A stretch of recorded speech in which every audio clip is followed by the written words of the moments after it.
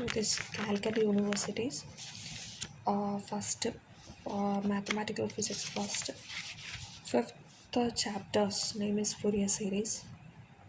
Then the Fourier series, the first point is general properties, advantages, uses.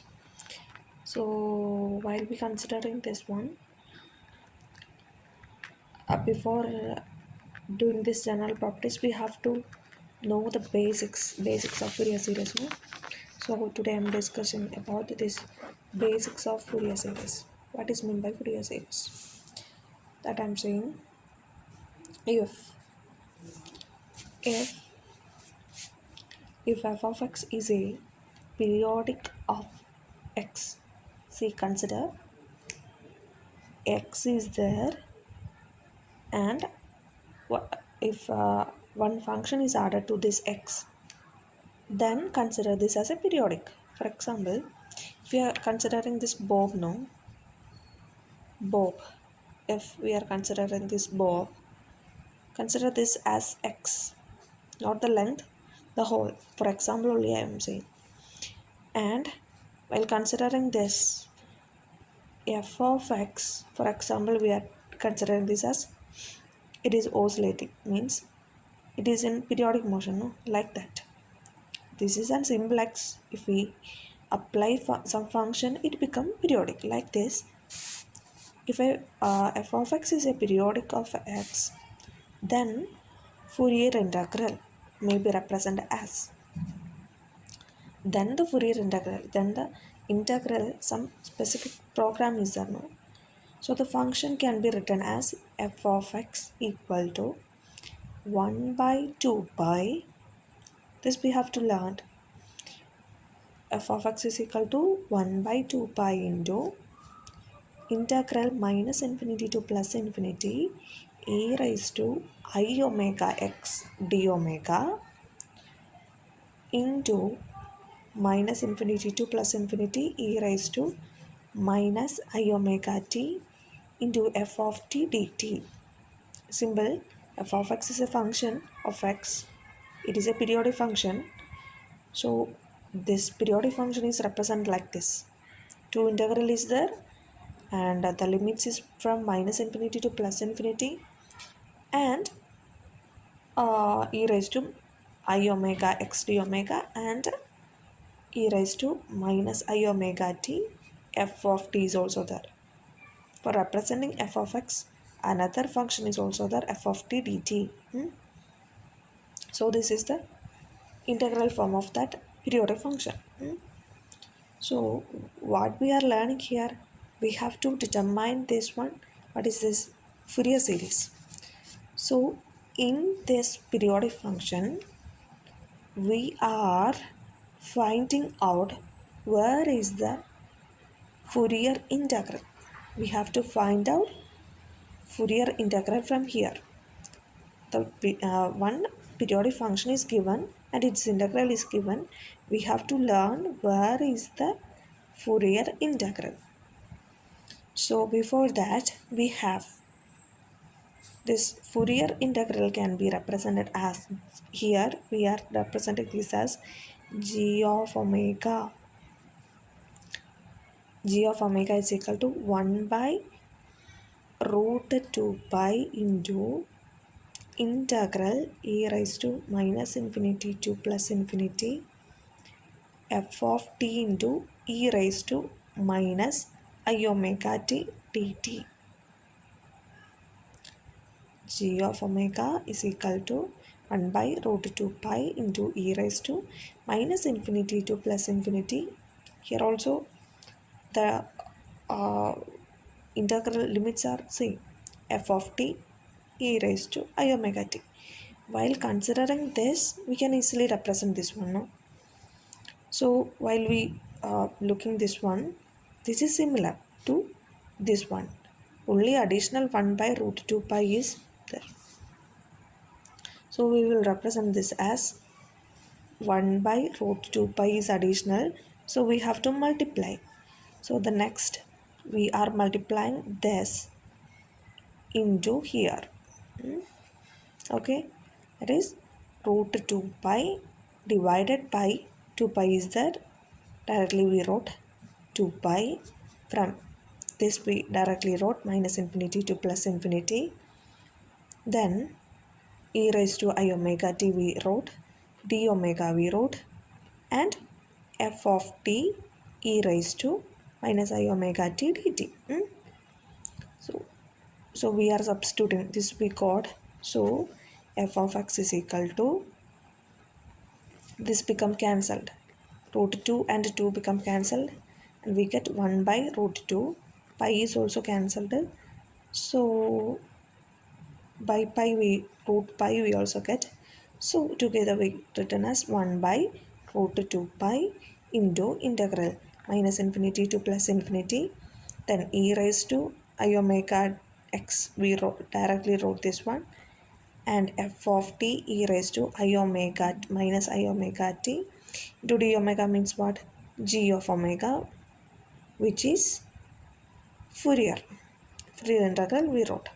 So we got this function. This function in term of Fourier series, f of x is equal to 1 by root 2 pi minus infinity to plus infinity e raised to I omega x into g of omega d omega. So see, from this function we find out where is the Fourier, and we directly wrote like this. So this is the basic. And next we have to learn what is that? Infinite Fourier sine and cosine transform. Infinite Fourier sine and cosine transform. So here we have to learn two type of equation. No? One is sine and one is cosine. So we got from the above equation Fourier transform. We already learned g of omega is equal to 1 by root pi minus infinity to infinity f of t into a raised to minus, don't forget, minus I omega t dt. So from this we have to learn where is the infinite Fourier and cosine transform. Infinite means what? It is not finite. Some clue it got, no? That's why minus infinity to plus infinity we don't know. That's why we applied the limit. So from this what we wrote it is, see, g of omega into 1 by root 2 pi, here the limits minus infinity to plus infinity. So we can write this as, what is that? Minus infinity to 0 plus 0 to infinity, no? So we wrote here like this, 0 to infinity. I wrote actually like this, 1 by root 2 pi 0 to infinity f of t, like this, directly like this, f of t e raised to minus I omega t dt plus minus infinity to 0, not plus, 0. In between this 0 is there, no? So 0 f of t e raised to minus I omega t dt. Then we got two parts. While we divided this integral into 2, we got this, and directly we wrote like this one. Then after that what we got it is 1 by root 2 pi is there, directly we wrote, and 0 to infinity. Then my f of t minus t, how it came? See, this I wrote this for convenience, I colored this as blue. Minus infinity to 0, this can be written, see,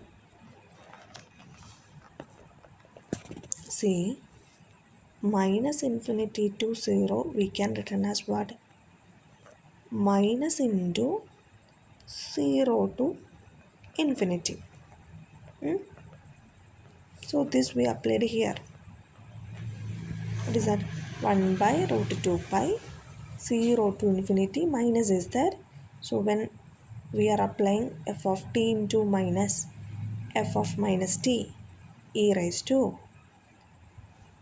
minus into e raised to I omega t.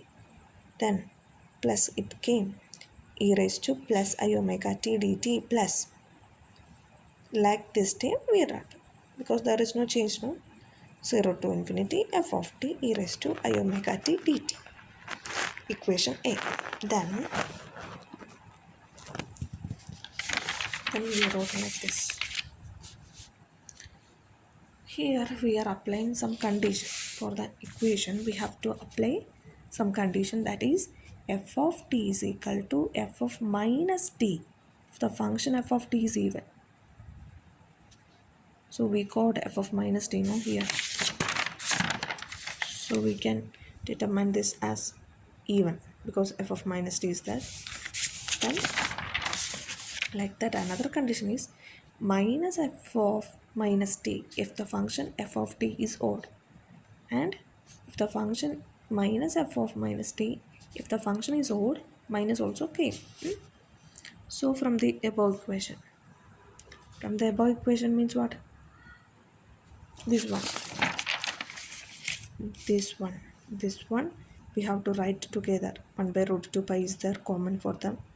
1 by 2 root 2 pi we wrote, and 0 to infinity 0. See, why we have to multiply with that negative? Why? Because we have to, for making this as same, so 0 to infinity we wrote. Then f of t only we wrote, this one here, f of t into this e raised to minus t and e raised to minus I omega t we wrote. So we got this as g of omega into 1 by root 2 pi 0 to infinity f of t we wrote as common, and e raised to I omega t is there plus e raised to minus I omega t for even f of t. See, even f of t, f of minus t, no, there is no minus. So plus came, and 1 by 2 to pi 0 to infinity f of t e raised to I omega t minus came. Why? Here this minus, no, this minus came here. So e raised to I omega t minus e raised to minus I omega t dt for odd f of t. So we got like this equation. What we are finding out? Infinite sine series, sine Fourier transform, and infinite cosine Fourier transform. So we have to find out where is the sine term or where is the cosine term. So we already studied that e raised to I omega t plus e raised to minus I omega t by 2 is equal to cos omega t. Here we have e raised to I omega t plus e raised to minus I omega t is there. Then additional one half is also there. If we are multiplying with 2, we can substitute here cos omega t. Like that, here we have e raised to minus e raised to I omega t minus e raised to minus I omega t divided by 2 is equal to sin omega t. While we are observing here, if we multiplied with 2, we can substitute this sin omega t directly. So we are multiplying with 2 here. The first time we are multiplying with 2, and 1 by root 2 omega into 2, 0 to infinity f of t, then plus, no. So we have to write this as cos omega t dt for even function, that is called infinite Fourier cosine transform. Like that, 1 by root 2 pi into 2 divided by I. Why we have to write this I? Because for odd function minus is given. So 1 by I is minus. So it will. Then 0 to infinity f of t sin omega t dt for odd function. This only we have to write infinite Fourier series cosine Fourier transform, the infinite Fourier sine transform. Additional this we can represent this as gc of omega. Instead of this, we have to write this gc of omega, and gs of omega is equal to root 2 pi into 0 to infinity f of t cos omega dt, like that. Gs of omega is equal to root 2 pi 0 to 5 0 to infinity f of t sin omega t dt. This is simple, no?